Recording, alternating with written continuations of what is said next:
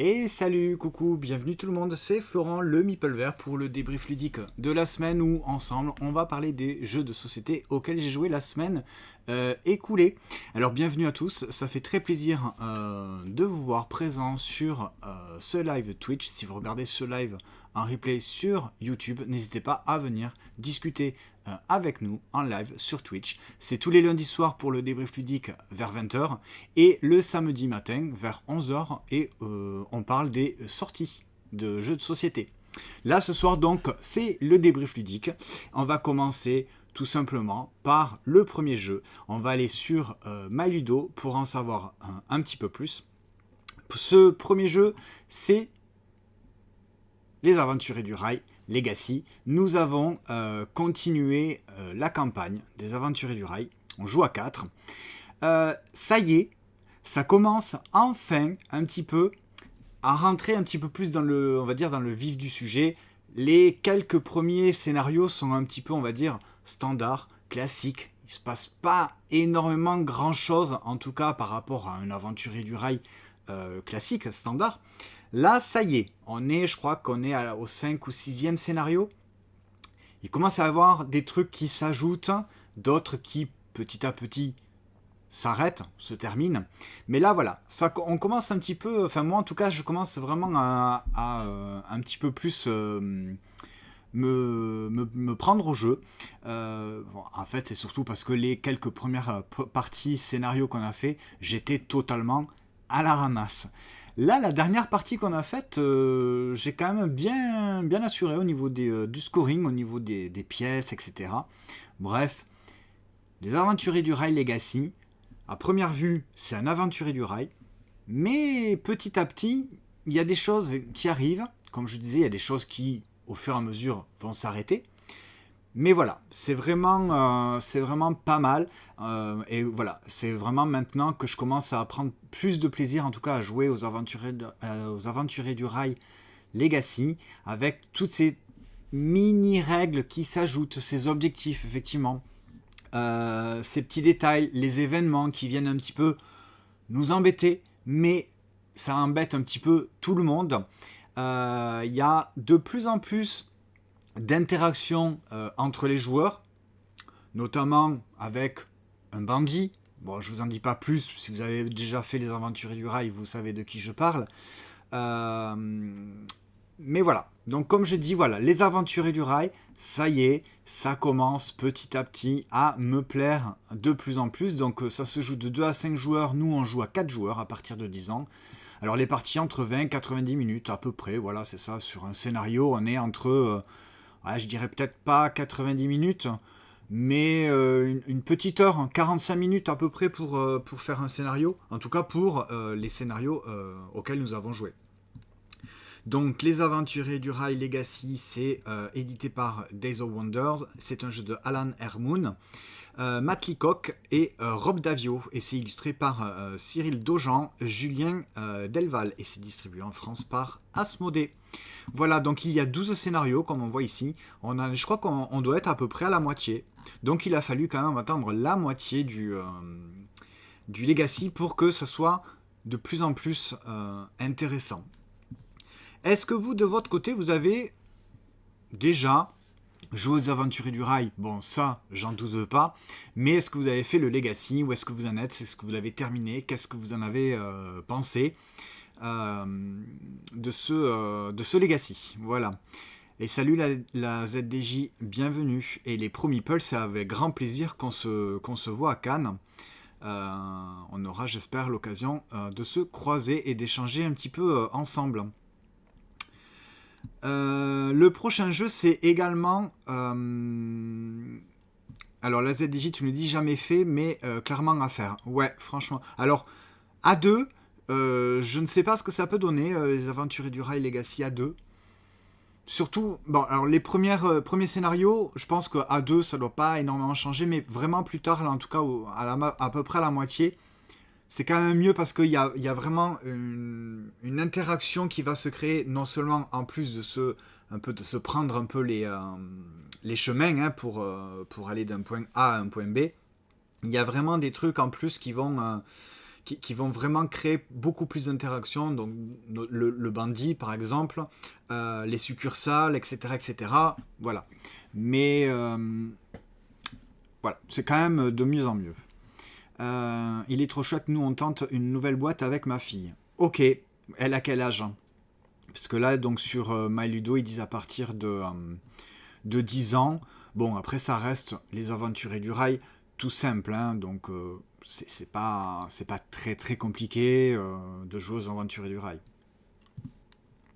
Le prochain jeu, on va rester sur un jeu un petit peu, on va dire, legacy, à campagne, bref, mais beaucoup plus léger, beaucoup plus, on va dire, accessible et beaucoup plus mignon, sympa. C'est Stickers. Voilà, celui-ci, Stickers aussi, il me plaît énormément, voilà, il a une note de 8, je trouve ce jeu super mignon, super accessible, il est vraiment immédiat, ça fonctionne, mais vraiment très très bien. Donc là, je sais plus où est-ce qu'on en est, à peu près, on en a un peu plus de la moitié, hein, je vais regarder, parce que j'ai la boîte là, devant moi, à peu près, pour vous dire où est-ce qu'on en est. Et là... c'est pareil, ça y est là. Là, on est dans le vif du sujet. Ah, il nous en reste pas beaucoup quand même. Hein. Il nous reste 4 parties pour finir la campagne de Stickers. Les dernières règles de jeu qu'on a ajoutées. Alors, je sais pas si j'en parle.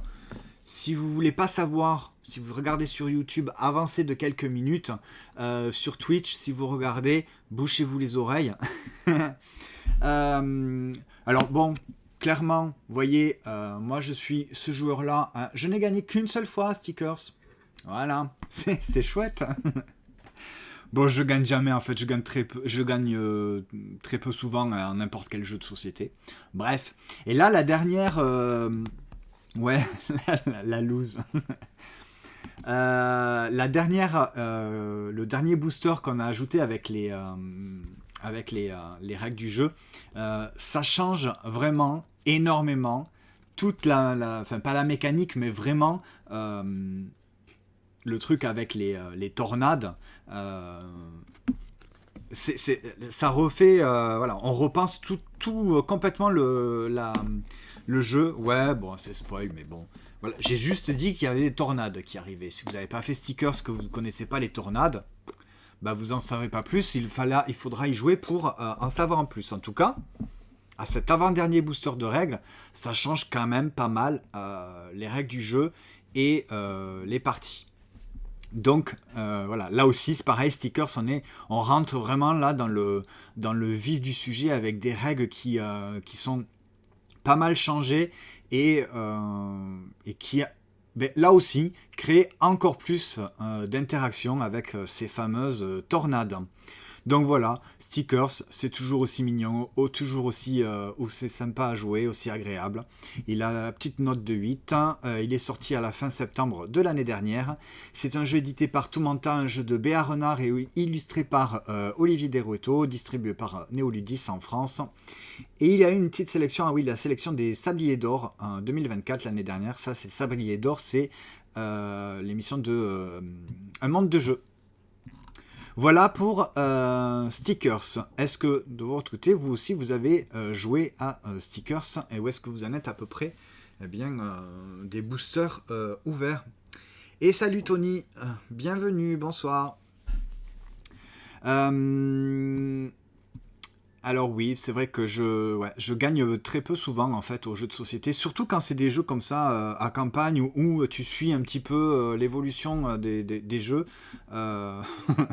Stickers, j'ai gagné qu'une seule fois. Mais c'est pas grave, je m'amuse, je trouve ça mignon, je trouve ça simple, accessible, c'est vraiment pas prise de tête, mais il y a une petite réflexion quand même qui n'est pas négligée, donc en tout cas, ça marche super bien.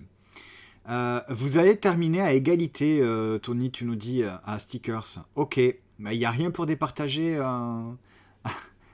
qui départage à la fin de la partie. Bon. Ok. Ensuite, le prochain jeu, c'est pas vraiment... Enfin, si, c'est un jeu, évidemment. Mais c'est une extension, c'est l'extension de The Veil of Eternity, avec l'extension Artifacts. Et bien là aussi, j'ai envie de dire, là aussi, ça rajoute encore plus quelque chose déjà au jeu de base, qui est un excellent jeu de combos de cartes et d'affrontements. Alors nous, on y a joué pour l'instant uniquement à 2 joueurs. C'est parfait, ça marche extrêmement bien. A plus, je ne sais pas, peut-être qu'on le tentera, mais en tout cas voilà, The Veil of Eternity à 2, c'est excellent. Et donc la petite extension qui est arrivée, voilà, The Veil of Eternity Artifacts, rajoute tout simplement, c'est écrit dans le titre, des artefacts, un petit peu à la manière du Res Arcana, où en chaque début de manche, on va choisir un artefact, un objet qui va nous permettre d'avoir un pouvoir supplémentaire, qui va créer une petite asymétrie, en tout cas, juste pour la manche. Et à chaque nouvelle manche, on va changer d'artefact. Évidemment, on ne va pas pouvoir prendre celui qu'on vient de prendre à la manche précédente, donc on va devoir changer, et possiblement laisser un truc qui est pas mal à son adversaire. Mais voilà, ça va rajouter donc pas mal de pouvoir au niveau des cartes, puisqu'il y a également un abri. C'est un abri qui est appelé comme ça dans le jeu, où on va pouvoir mettre des cartes un petit peu comme si on mettait des cartes de côté. Elles ne sont pas vraiment dans notre jeu, elles ne sont pas vraiment dans notre main. Alors, elles vont pouvoir arriver par la suite, soit dans notre main, soit dans notre arène, ou alors on va pouvoir s'en servir pour les défausser, pour pouvoir piocher d'autres cartes, ou pour gagner tout simplement des pierres magiques, les pièces. En tout cas, c'est l'espèce de monnaie qui nous sert à jouer nos cartes dans notre arène. Donc il y a les artefacts, il y a les abris, et il y a également des petits modules, tout ça qui se gagne avec également les artefacts, c'est des extensions d'arène. C'est-à-dire que dans The Veil of Eternity, on est limité au nombre de créatures dans notre arène en fonction de la manche en cours. Si on est à la manche 3, on ne peut avoir que 3 créatures dans notre arène. Et bien là, il y a un petit truc en plus, c'est l'extension d'arène qui nous permet d'avoir plus 1 ou plus 2 créatures dans notre arène. Donc ça ouvre encore plus les possibilités sur ce jeu-là. Mais encore faut-il réussir à la gagner, cette extension, ou alors avec un certain artefact qui va nous permettre justement d'ouvrir un petit peu plus le nombre de créatures dans notre arène. Et pour le coup, la fin de partie est déclenchée donc à la 10e manche, ça c'est toujours la même chose. Ou alors dès qu'un joueur dans le jeu de base arrive à 60 points, et bien maintenant la fin de partie c'est pas 60 points, c'est 80 points, donc on va encore marquer beaucoup plus de points. Alors évidemment, il y a plein de cartes supplémentaires qui sont donc ajoutées avec l'extension. Vous pouvez de suite l'intégrer, en fait, The Veil of Eternity, l'extension, vous pouvez directement l'intégrer. Si vous aimez déjà, allez-y sur l'extension, il n'y a aucun problème. Si vous ne connaissez pas, je pense que si le jeu vous intéresse, vous pouvez prendre directement le jeu de base et l'extension. Ça va pas être beaucoup plus compliqué, mais vraiment, ça va aller encore un petit peu plus loin au niveau des actions. Voilà, par exemple, là, je peux vous montrer une carte avec l'extension. Alors, on les reconnaît puisqu'elles sont matérialisées tout simplement par un petit logo qui est en bas. Vous voyez, qui est sur la bande rose, là, avec le petit signe qui est, hop là, ici. Voilà. Et donc, des nouvelles cartes qui vont permettre des pouvoirs en plus. Alors, il n'y a pas de modification sur les pouvoirs des cartes de base, mais il y a des nouveaux pouvoirs, notamment de créer encore plus d'interactions, c'est-à-dire qu'on va pouvoir jouer une carte dans son arène en la payant, comme d'habitude, mais on va pouvoir, cette carte-là, aller la balancer chez un de nos adversaires. C'est-à-dire que mon adversaire, il ne va pas marquer de points, il ne va pas faire les effets de cette carte, mais je vais lui voler une carte. Et ouais, donc ça, quand tu te crées un espèce de moteur, en fait, parce qu'avec ces cartes, tu crées un moteur de points ou de pièces, eh bien, tu vas pouvoir aller un petit peu embêter tes adversaires pour tout simplement, eh bien, lui voler des cartes et casser un peu son moteur de points ou de pièces. Et c'est quand même, voilà, c'est vraiment une très très bonne extension pour The Veil of Eternity. Qui est sorti donc la semaine dernière. C'est une vive recommandation en tout cas. Si vous avez aimé le jeu, franchement, vous pouvez y aller parce que l'extension est très très bien. Dites-moi si vous, de votre côté, vous l'avez déjà essayé ou si le jeu de base déjà vous suffit. Mais en tout cas, voilà.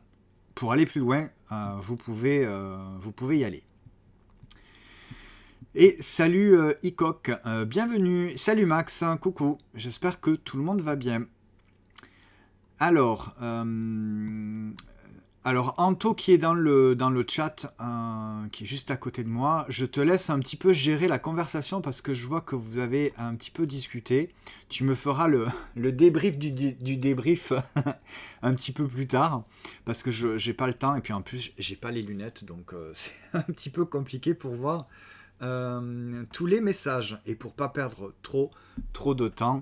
En tout cas, je regarderai et je répondrai à vos messages. N'hésitez pas si jamais vous avez des questions ou quoi que ce soit, hein, n'hésitez pas à les marquer dans les commentaires et Anto, il me dira si j'ai loupé une question ou quoi que ce soit. Ok, Anto? Oui. Bon. Voilà. Donc ça, c'était l'extension de The Veil of Eternity qui se joue de 2 à 4 jours à partir de 10 ans, des parties d'environ 30 à 45 minutes. Alors attention, ça rajoute quand même un petit peu de temps. Hein. Le jeu de base, sur le jeu de base, ils disent au niveau de la durée de partie 40 minutes. Sur la boîte, l'extension, ils disent voilà, 50 minutes. Donc là, c'est 50 minutes en tout cas sur la boîte. Ça rajoute un petit peu de temps de partie. Bon, c'est pas gênant. Donc c'est sorti là le 17 janvier, aux alentours de 16,50 €. J'ai bien envie de lui mettre une note. On va lui mettre, hop, un 7. Je me souviens plus à combien j'ai mis. Donc c'est un jeu qui est édité par les Mandu Games et distribué par BlackRock. C'est un jeu de Eric Hong pour le jeu de base. Et l'extension, c'est Mathieu Rivero qui s'est ajouté pour l'extension, et illustré par Erika Tormen, Gauthier Maya, Jackie Davis, alors j'ai toujours du mal à dire son nom et prénom, Jiahui Evagao et Stefano Martinuz pour les illustrations. Voilà, donc là on voit qu'il y a donc des cartes en plus, des tuiles artefacts, il y en a 11, on ne les met pas à chaque fois, donc ça va être renouvelé à chaque partie. Les jetons choix, c'est pour choisir justement les artefacts. Les jetons abri pour mettre des cartes un petit peu de côté. Les nouvelles aides de jeu qui vont permettre d'avoir tout sous les yeux.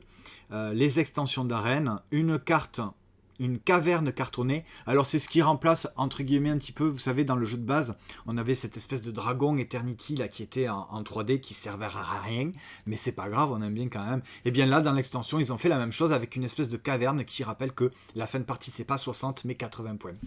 Voilà, et le livret de règles. Et donc vous avez certainement dû le voir sur Instagram. Effectivement, quand on met côte à côte les deux boîtes, eh bien le paysage de The Veil of Eternity est continu. Voilà, je sais pas si on voit bien puisque je ne vois plus. Hop là, voilà. Donc grosse recommandation pour l'extension de The Veil of Eternity. Le jeu suivant, Top Cap. Eh bien, déjà, le packaging est assez rigolo. On est un petit peu voilà, dans le thème, c'est-à-dire que le jeu, ça se joue avec des bouchons, des capsules de bière ou toute autre boisson qui se décapsule. C'est typiquement un jeu abstrait, hein, c'est du déplacement de ces petits, de ces jetons de capsules de bière. Donc c'est présenté dans une bouteille, dans une canette de bière avec tout le matériel. À l'intérieur, vous voyez, hop, le tapis de jeu, c'est un petit tapis de jeu en tissu. Et on a les capsules de bière, ce sont de véritables capsules de bière, hein, en métal. Hop là, on entend bien. Comme ceci. Donc on a chacun une couleur, ça se joue, c'est un jeu abstrait qui se joue uniquement à deux, et c'est du déplacement, on va devoir déplacer ces capsules de bière pour essayer, eh bien, si je suis le joueur blanc, c'est de mettre une capsule de bière sur le camp opposé, et lui, mon adversaire, devra le mettre sur ma bouteille. Comment ça se joue? Très simplement, c'est du jeu abstrait, c'est du déplacement, c'est-à-dire que je dois à mon tour déplacer une de mes capsules. Le déplacement, c'est en diagonale ou orthogonalement. Le nombre, la valeur du déplacement, en fait, c'est le nombre de capsules qu'il y a adjacent à elle. C'est-à-dire que, par exemple, eh bien, celle-ci, elle peut se déplacer de 2 cases dans n'importe quelle direction. Puisqu'il y a une et une, ça fait 2, donc 2 capsules à côté, donc celle-ci peut se déplacer de 2. Donc elle peut aller ici, enfin elle peut aller ici, elle peut aller ici, et ou elle pourrait aller également ici. On n'a pas le droit de faire 1 et 2. Vous voyez, on n'a pas le droit de faire 2 coudes. C'est vraiment de la ligne droite. On peut aller également en diagonale. Celle-ci, elle ne peut pas aller en diagonale parce que le déplacement de 2, ça ferait 1 et 2. Et je ne peux pas atterrir sur une capsule adverse ou revenir sur une de mes capsules.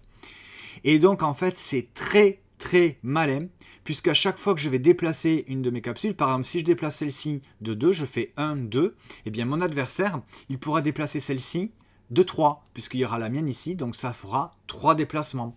Et donc, petit à petit, toutes les capsules vont bouger. Il y a des fois, eh bien, si je déplace celle-ci, par exemple, si je la déplace ici, eh bien, celle-ci, elle va se retrouver isolée, puisqu'il n'y aura plus l'autre à côté. Donc, elle ne pourra plus se déplacer, à moins que je revienne sur mes pas, ou que mon adversaire se met sur une tuile, sur une case adjacente.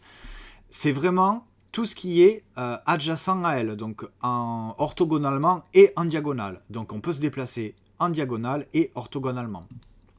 C'est vraiment très malin, c'est du jeu abstrait très cool. On m'a fait la remarque que un joueur préférait Donuts que celui-ci. Moi, Donuts, j'avais pas spécialement accroché.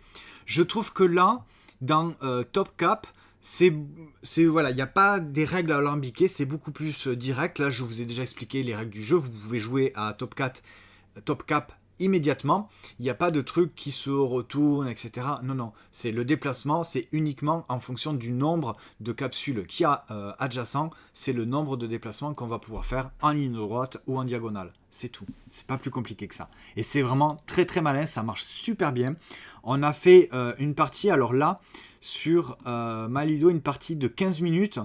On n'a rien voulu lâcher, et je sais pas si la partie, elle n'a pas duré peut-être un petit peu plus longtemps, parce que quand tu réfléchis bien, quand tu essayes de bien calculer et tout, et tu essayes de calculer le coût de ton adversaire, alors lui, je pense qu'il va faire ça, etc. Franchement, il y a moyen que les parties, elles durent un petit peu plus de 15 minutes, mais franchement, c'est hyper malin, c'est très bien. Ça, c'est très bon. Donc ça sort à la fin du mois de janvier, donc là, il n'y a pas de prix, mais je pense que ça ne va pas valoir beaucoup plus que 20 €. C'est donc Thundergriff Game qui édite. C'est un jeu de Enrico Gandolfo et illustré par Paolo Voto. Et c'est distribué en France par BlackRock. Et ça sort à la fin du mois. On peut peut-être essayer d'aller voir sur Ludum s'il y a déjà peut-être un prix. Alors, il y a la fiche de... Ouais, alors, vous voyez, j'ai dit moins de 20 €, c'est même 10 €.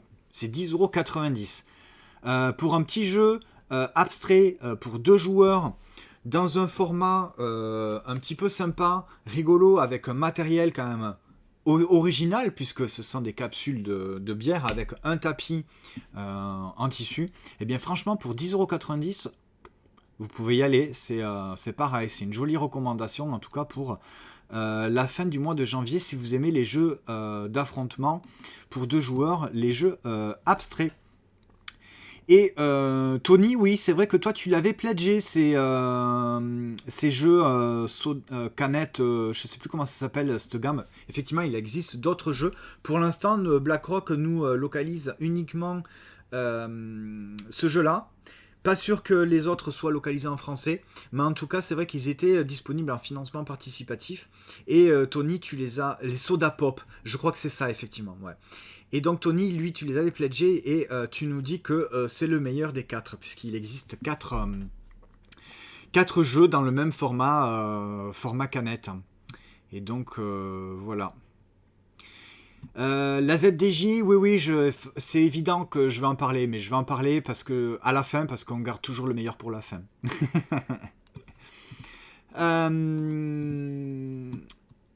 Le jeu suivant, Rolling Realms de Redux. J'ai toujours envie de dire Deluxe, mais non, c'est pas Deluxe, c'est Rolling Realms Redux. C'est la boîte numéro 2 de Rolling Realms. Et c'est exactement le même jeu, puisque les deux jeux peuvent se mixer. Rolling Realms, c'est quoi? C'est un jeu de roll and write, tout simplement, avec 2 énormes dés qui sont magnifiques. Il faut absolument, de toute façon, que je vous les montre. dans lequel on va faire du roll and write avec des jeux de société. Est-ce que vous connaissez déjà le principe de roll and write, la première boîte qui était sortie il y a quelques temps, qui est sortie par Stone Meyer Game quand c'était le confinement. Donc voici les deux gros dés. Ils sont très beaux en plus. Hein. La première boîte, ils étaient aussi gros, ils étaient bleus et verts, et là ils sont violets et roses. Super joli. Et donc, le principe du jeu, c'est on choisit parmi tout un tas de cartes. On a tous les joueurs ont le même set de cartes. On va en choisir 3 au hasard. On va tous prendre les mêmes. Donc, 3 cartes de départ pour jouer. Et ces cartes-là, en fait, ce sont des cartes. Ce sont des jeux de société. On va jouer avec des jeux de société. Donc, qu'est-ce que je pourrais vous montrer? Par exemple, des jeux qui sont un petit peu connus, parce que c'est un jeu Stone Meyer, donc il y a des jeux de Stone Meyer, mais pas que. Là, on le voit sur l'illustration de la boîte. Il n'y a pas que des jeux de Stone Meyer. Donc voilà, par exemple, je vais vous montrer ça et ça, voilà, pour peut-être des jeux qui sont un petit peu connus. Donc, on va jouer avec le jeu de société Planet Unknown, par exemple. On va également jouer avec le jeu Flamecraft. Et on va peut-être pouvoir également jouer avec, parce qu'il y en a plein, je vous en montre juste 3, Wondersland War. Et donc on va en choisir 3 pour une seule manche, ça va se jouer en 3 manches. On va choisir 3, les prochaines ce sera des différentes. On va tout simplement lancer les dés, les résultats, eh bien on va tout simplement les noter sur nos feuilles, sur nos jeux. En fait on va devoir mettre une valeur ou cocher quelque chose sur une carte. Et l'autre dé, on va devoir le mettre sur une autre carte. On n'a pas le droit de mettre les deux valeurs des dés sur une même carte. Donc il va falloir un petit peu répartir. Suivant les valeurs, eh bien, on va pouvoir gagner des ressources, on va pouvoir gagner des cœurs et on va pouvoir gagner des pièces qu'on va pouvoir par la suite dépenser pour modifier la valeur des dés, rajouter des dés ou pouvoir refaire des coches supplémentaires suivant ce qu'on réussit à gagner et se défausser. Moi j'avais bien aimé la première boîte, ça faisait carrément grave longtemps qu'on n'y avait pas rejoué, et là on y a rejoué. Alors je vous avoue que y a certaines règles du jeu, alors toutes les cartes en fait elles ont des espèces de mini règles différentes, et je vous avoue que c'est pas toujours très très clair. Par exemple, dans Flamecraft, il faut, à chaque fois qu'on va changer de carte, il faut vraiment lire la règle du jeu. Bon, la règle du jeu, elle est vraiment sur le haut de la carte. C'est pas très très long. Mais il y a des fois, c'est peut-être pas tout à fait très clair. Il y a des fois où on se pose un petit peu des questions. Bon, après, il y a tout un livret. Le livret de règles, hein, c'est vraiment... C'est ça, hein, c'est vraiment tout simple, il n'y a pas grand chose. Mais après, vous avez un livret supplémentaire qui va vraiment rentrer beaucoup plus dans le détail de chaque carte. Et ils ont prévu même le coup de faire le détail des cartes qui vont être au fur et à mesure. Parce qu'en fait, dans Rolling Realms, il y a des petits boosters qui vont être ajoutés au fur et à mesure avec des cartes et des jeux qui vont être ajoutés au fur et à mesure, en fait... tout au long de l'année, hein, voilà. Donc voilà, j'ai pas été déçu parce que je suis assez fan des jeux Roll and Write, mais c'était peut-être pas toujours évident. Il y en avait une, je crois que c'était Convoyeur très spatial, qui était très simple, c'est pas compliqué, voilà. Et c'est ce que je voulais un petit peu rechercher, c'est-à-dire que il faut que dans des jeux de roll and write comme ça, en tout cas de ce que ça propose, il faut que ça soit assez rapide et immédiat. Donc là, sur certaines cartes, on a eu peut-être un petit peu de mal. Donc du coup, on faisait pas trop parce qu'on préférait aller à la facilité. Et c'est ce que j'aurais voulu peut-être retrouver un petit peu plus sur certaines cartes. Un petit peu plus d'immédiateté, que les règles du jeu soient pas si un petit peu alambiquées. Ou alors c'est peut-être parce qu'on était fatigué, on n'avait pas trop envie de se concentrer. Mais voilà.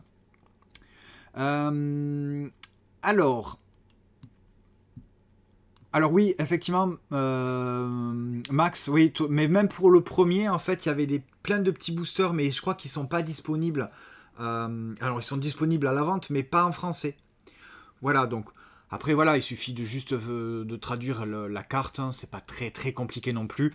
Mais il y avait plein de boosters, on peut aller regarder si vous voulez. Il y avait plein de boosters qui étaient disponibles pour la première boîte. Et là, je vois que dans le livret de règles de jeu détaillé de chaque domaine, ils ont déjà prévu les petits boosters qui vont aller avec. Donc c'est déjà prévu. Donc la boîte de base, le premier c'était celui-ci. Hein. Bon, je lui avais mis un 6, c'est pas énorme, mais bon, il est sorti donc en septembre 2021.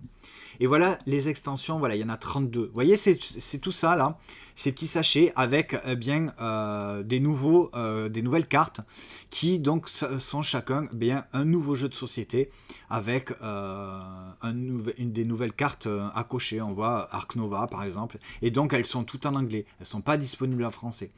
Bon, c'est pas très grave, ça peut tout à fait se mixer avec les jeux de base. Et du coup, ça se mixe aussi bien avec le premier que avec les nouveaux en fait. Donc dans cette boîte là il y en a 12, la boîte est assez grosse, c'est vrai que c'est assez gros, et ce qui est rigolo c'est qu'ils ont prévu à l'intérieur alors il y a un mode solo hein, aussi, il y a un livret, il y a 2 ou 3 livrets de mode solo. Ils ont prévu une boîte vide, c'est la boîte de voyage. En fait, ça va permettre de mettre donc les cartes pour jouer et de mettre des marqueurs et normalement de pouvoir y mettre également les dés. Normalement, ça passe. Donc tout le jeu, enfin pas tout le jeu, mais en tout cas, si vous voulez jouer, je crois que c'est prévu pour 2 joueurs, vous pouvez jouer avec ça, mettre dans cette boîte-là. Voilà. Mais la boîte, c'est vrai qu'elle est un peu grosse. En plus, à l'intérieur, il y a un gros carton pour du vide. Mais ce qui va permettre, en fait, tout simplement, de mettre la première boîte, eh bien, dans celle-ci. Voilà, la deuxième boîte, la première boîte, je l'ai vers là-bas. Donc voilà, toutes ces petits sachets d'extension, il y a même le Wingspan, voilà, qui donc arrive dans une boîte avec 12 nouveaux jeux de société à cocher. Chez Stonemaier Games, donc c'est distribué en France par Matago. C'est un jeu de Jamie Stegmaier et Karel Titeka, illustré par Marius Petrescu et Miles Bensky. Voilà pour Rolling Realms Redux, qui est aux alentours de 32€. C'est pas donné. Et on voit, c'est marrant, on voit le poids, 900 grammes. Voilà, vous avez 900 grammes de Rolling Realms Redux. Est-ce que vous connaissez déjà le premier jeu, si vous y avez déjà joué, et est-ce que ça vous tente ? Bien écoute Max, oui, moi aussi j'aime beaucoup les roll and write, mais je pense que de toute façon c'est sûr qu'on va y rejouer, mais on a fait que quelques cartes, on les a pas toutes faites, mais à tête reposée, peut-être regarder un petit peu avant chaque carte, voir comment ça fonctionne.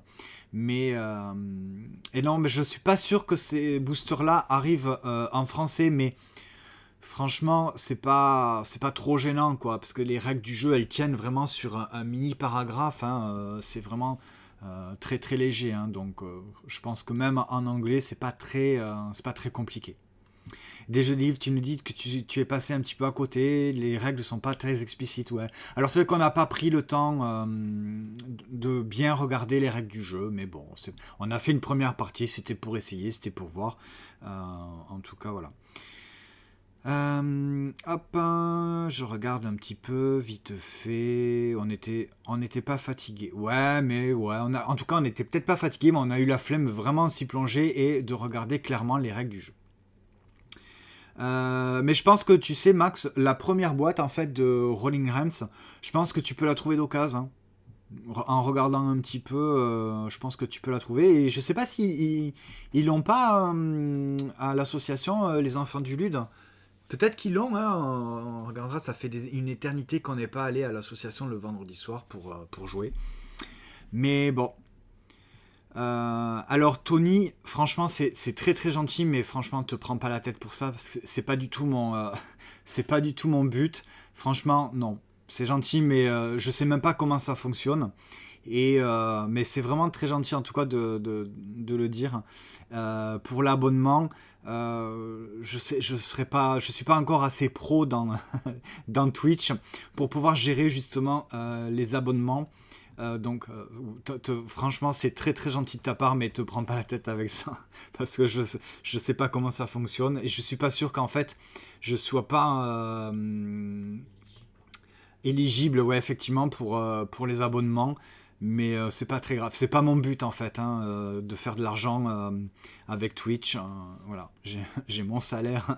T'inquiète pas, c'est très gentil en tout cas. Merci Tony. C'est gentil. Et la ZDJ qui est partie, bon, ben, tant pis pour eux, c'est dommage, parce qu'ils vont pas pouvoir assister à un des meilleurs jeux qui existent au monde, Everdell. Et donc j'ai reçu mon pledge de Everdell Duo. Ça y est, il est arrivé. Il est là. Bon, j'ai pas attendu comme certains pledges 2 ans. Hein. Je crois que ça fait même pas 1 an qu'il est terminé. Donc ben là, alors si les dates de financement participatif sur MyLudo sont correctes, le financement participatif était du 27 août au 13 septembre 2024. Donc vous voyez, on n'a même pas attendu 6 mois quoi. Donc septembre, octobre, novembre, décembre, janvier. Voilà, on a attendu 4 mois pour le recevoir. C'est ultra rapide. C'est du financement participatif. C'est de la précommande, clairement, puisque le jeu, c'est sûr qu'il allait être financé. Donc par Starling Game. C'est un jeu de Clarissa et James A. Wilson, illustré par Andrew Bosley et Engar Adirasa. Je voulais vérifier si c'était réellement illustré par Andrew Bosley. Oui, c'est Andrew Bosley. Ouais. C'est bien ça. C'est bien Andrew Bosley qui fait les illustrations, comme dans Everdell de base. Puisque dans juste Farshore, ce n'est pas Andrew Bosley qui a fait les illustrations. C'est Jackie Davis. Voilà, ça c'était pour la petite aparté. Donc ça, je n'ai pas du tout de date pour la version française.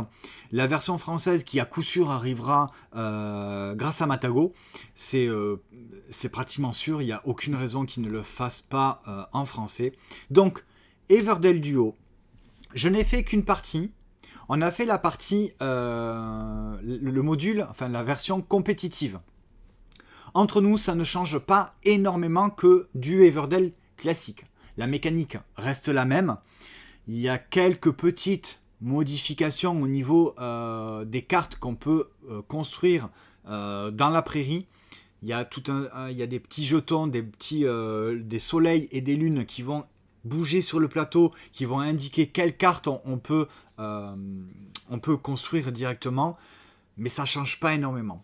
Ce qui peut être, en tout cas voilà, c'est un compétitif uniquement pour 2 joueurs qui est beaucoup plus nerveux, compact, ramassé. C'est des parties qui sont beaucoup plus rapides, entre 30 minutes, oui. Déjà, Everdell à 2 joueurs, quand on connaît bien le jeu, en 45 minutes, c'est plié. Et bien là, la version duo, elle est encore plus rapide, donc ouais, 30 minutes, je pense que c'est tout à fait jouable.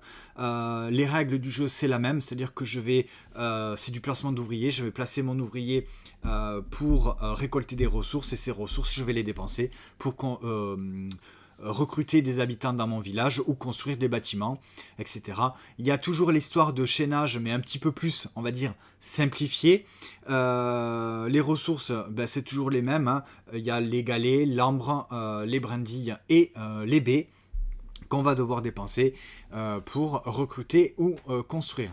Il y a juste ces 2 petits jetons de soleil et de lune qui indiquent quelle carte on peut prendre de la rivière pour la fabriquer immédiatement. Par rapport au Everdell de base où on pouvait, si on avait de quoi payer la carte, on pouvait directement la prendre dans la prairie et la mettre en dépensant nos ressources dans notre village. Là, c'est juste un petit peu différent. Par contre, ce qui est intéressant, c'est qu'il y a un mode coopératif, soit en challenge. Donc il y a plusieurs niveaux de challenge qui sont proposés, c'est-à-dire que j'ai regardé vite fait, il y a un espèce de... Alors c'est pas un 3e joueur, mais en tout cas, il y a un autre personnage qui va arriver dans le jeu, donc qui va prendre des emplacements, qui va nous embêter, en fait, et on va essayer de réaliser des objectifs au niveau des points et au niveau de certaines tuiles de cartes, etc. Mais il y a également en coop, toujours, une campagne, une petite campagne. Alors, il n'y a pas des enveloppes à ouvrir, mais il y a des petits scénarios. Pareil, donc on va devoir réaliser en coop pour avoir des points, réaliser des objectifs, etc. Donc là, pour l'instant, ça, je ne vous en parle pas plus parce qu'on n'y a pas joué. On a juste fait une première partie de découverte pour le mode compétitif, puisque comme je vous ai dit, ça ne change pas énormément les règles. Alors le jeu il est en anglais, mais franchement c'est pas compliqué, hein, c'est du Everdell. Il se joue donc, il y a le mode solo évidemment, puisqu'on peut faire le mode challenge en solo. À partir de 10 ans, pour des parties d'environ 30 minutes à 60 minutes. Alors peut-être pour les autres modes à 60 minutes, c'est peut-être. Donc c'était un financement participatif. Je ne sais pas quand est-ce que ça va arriver en français, mais c'est sûr et certain que ça va arriver. Starling, ça, donc tout ça, je l'ai dit.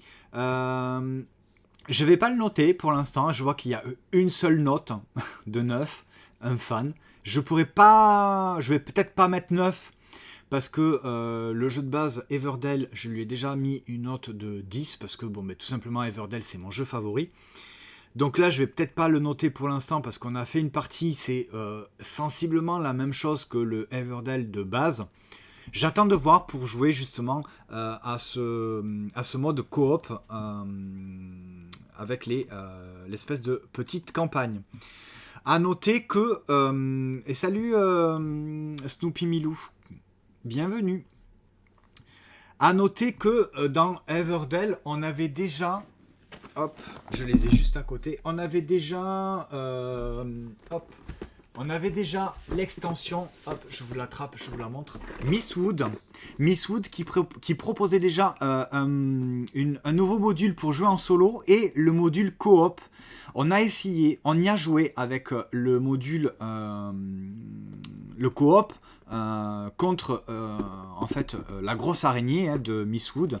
Eh bien ça nous avait pas vraiment plu. On n'avait pas trop aimé en fait le mode coop de l'extension.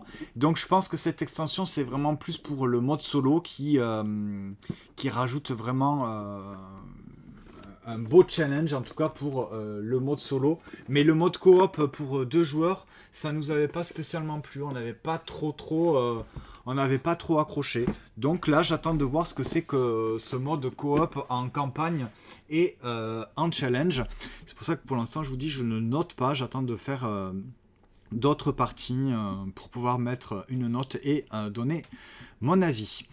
Alors, Max, il va falloir vraiment remédier à ça. Puisque tu nous dis que tu n'as jamais joué à Everdell. Alors bon, je suis pas très objectif parce que moi Everdell c'est mon jeu favori, je le trouve vraiment très très beau, l'univers, les illustrations, voilà, c'est tout mignon, moi ça me parle énormément, j'aime beaucoup le placement d'ouvriers, la gestion de ressources, c'est quand même relativement assez accessible, alors c'est peut-être pas familial mais c'est en tout cas un initié léger, c'est vraiment... c'est pas très compliqué hein, de placement d'ouvriers, tu te mets à un endroit, tu récoltes les ressources, ces ressources-là, tu vas pouvoir les dépenser pour avoir des cartes, donc c'est très simple, mais il faut vraiment jouer à Everdell. Mais je rigole parce que tout à l'heure, la SZDJ avec qui on se taquine qu'ils n'aiment pas, aussi bien Chico que Gaëlou, ils n'aiment pas Everdell, ils avaient la boîte, ils l'ont revendue, bon, scandale, mais bon, voilà, effectivement, ça peut pas plaire à tout le monde, voilà. Alors oui, c'est vrai que des versions duo, il y en a pas mal qui vont sortir cette année. Bon, celui-ci, c'est un financement participatif, donc ça fait longtemps qu'il est prévu. Mais tous les jeux qui vont sortir cette année, ça fait effectivement quelques temps qu'ils sont déjà dans les clous. Donc voilà. Il y a le Azul Duel hein, qui va également arriver je pense sur ce premier trimestre de l'année. On a eu récemment le Res Arcana Duo que moi je trouve très très bien, même si le Res Arcana de base se joue très bien à 2.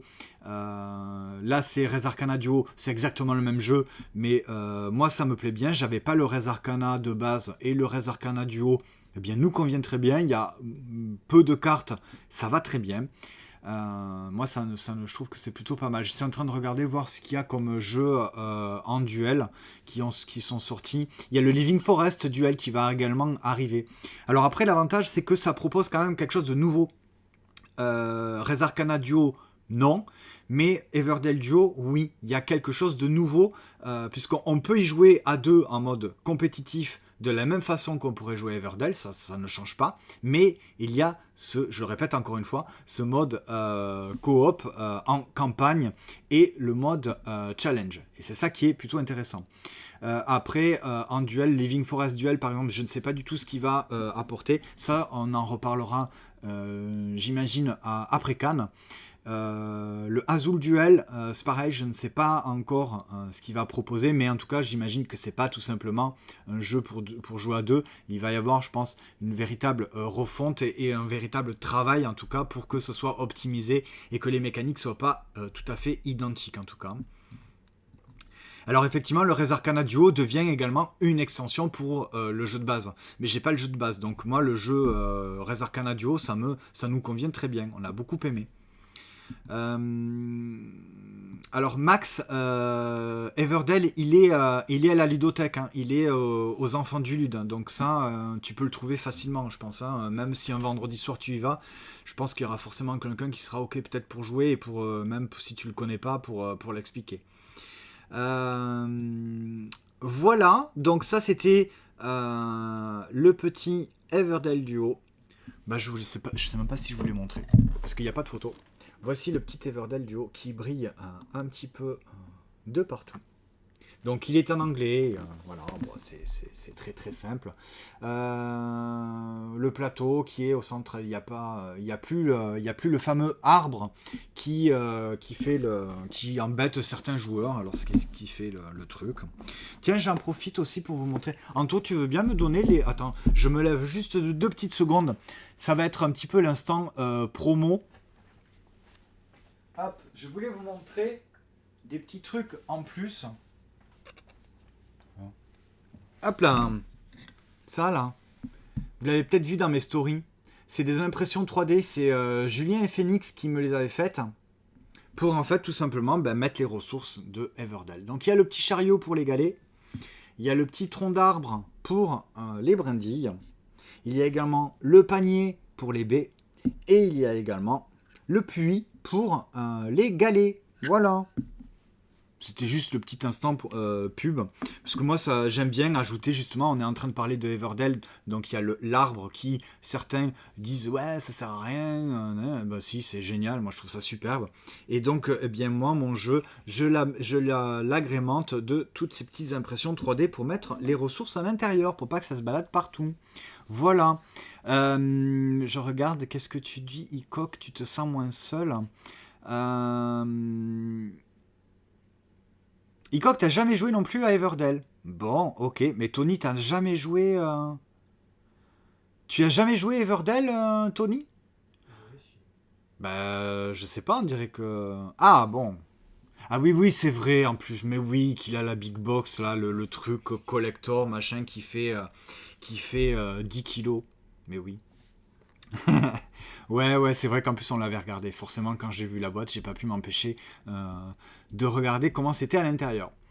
Voilà. Bon, bah écoute, jouez à Everdell. Hein. Qu'est-ce que vous attendez pour pas jouer à Everdell, qui est un des meilleurs jeux? Alors on aime ou on n'aime pas. Il y a la ZDJ par exemple qui n'aime pas. Bon, si vous aimez le placement d'ouvriers, la gestion de ressources et la construction de tableaux de cartes, franchement, ça coche toutes ces cases-là. Donc ça devrait vous plaire. Après peut-être l'univers, hein, c'est un petit univers tout mignon avec des animaux anthropomorphes qui sont chacun a une petite spécialité. Il y a des pouvoirs de cartes, voilà. Moi je suis fan, mais je suis pas objectif parce que je le trouve vraiment très très bien. Voilà, on a fait le tour pour ce soir pour le débrief ludique. On a parlé donc de Everdell Duo, on a parlé de Rolling Realms Redux, on a parlé de Top Cap, on a parlé de l'extension The Veil of Eternity Artifacts, nous avons parlé également de Stickers et des Aventuriers du Rail, Legacy, Légende de l'Ouest. Hop. Voilà. Donc n'hésitez pas, si jamais vous avez des jeux auxquels vous avez joué, à me le mettre en commentaire, à parler, on peut échanger, il n'y a aucun problème. On voit derrière moi Marrakech, ouais, je l'ai mis là, il n'est même pas encore ouvert, c'était le cadeau de Noël. qui est arrivé. Everfall avec Plantanubo. Faudrait que je les mette à côté, tiens, pour faire 2 arbres côte à côte. Hein. Et après, on met Kyoto non Eco à côté de Marrakech. C'est pas tout à fait à côté, mais c'est pas... Allez, on se retrouve tout au long de la semaine sur Instagram pour les stories tous les jours, pour les partages et les découvertes, les prochaines revues qui arriveront également dans la semaine. Sinon, sur Twitch, c'est samedi matin vers 11h pour les sorties de jeux de société de la semaine. Et on se retrouve donc lundi prochain, sinon pour les débriefs ludiques à 20h. N'hésitez pas à marquer un petit commentaire, à mettre un like, à mettre la petite cloche et à follow aussi bien sur Twitch que sur YouTube et également sur Instagram, effectivement. Je vous souhaite de passer une bonne soirée, amusez-vous bien et à bientôt. Salut!